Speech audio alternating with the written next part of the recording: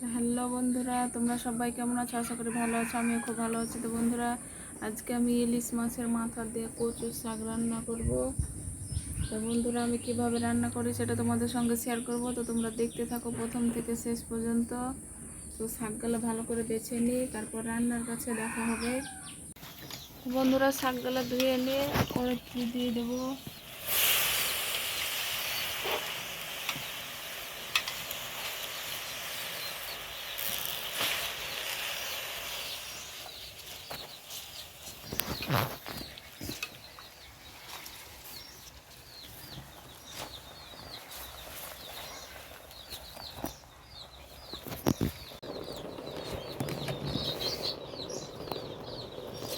লবণ দিয়ে দেবো, ঢাকা দিয়ে দেবো, ভালোভাবে সিদ্ধ হয়ে যাক শাকটা।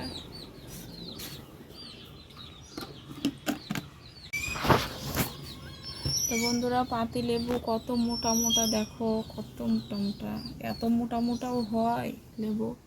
তো তোমরা কে কে এত মোটা মোটা লেবু দেখেছো কমেন্টে জানায়ও। লেবুগুলো কিন্তু অনেক সুন্দর, সব হলুদ হলুদ হয়ে পেকেছে।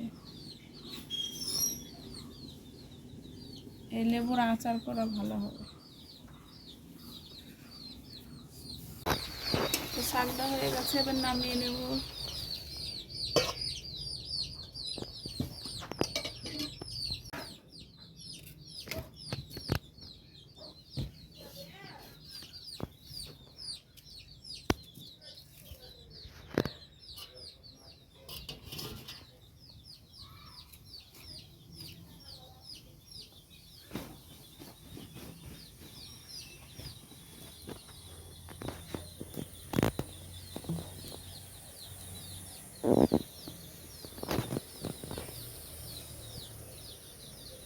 কড়াইতে তেল আছে, তেল দিয়ে দেবো।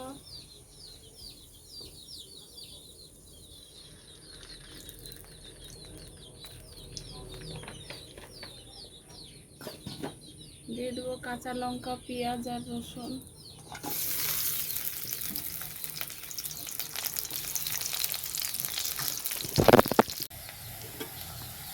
তো রসুন পেঁয়াজগুলো লাল লাল করে ভাজা হয়ে গেছে, এবার শাক দিয়ে দেবো। তারপর দিয়ে দেবো ভেজে রাখা ইলিশ মাছের মাথা।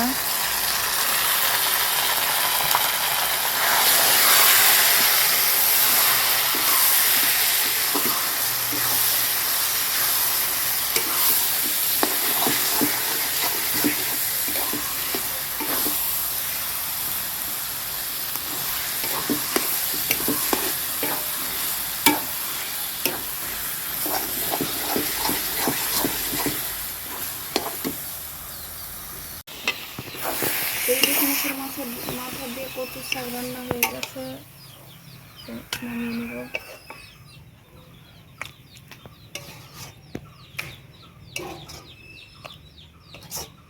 তো বন্ধুরা, এই রেসিপিটা তোমাদের কেমন লেগেছে অবশ্যই কমেন্টে জানাবে। তো ভালো থেকো, সুস্থ থেকো সবাই, আবার দেখা হবে অন্য ভিডিওতে।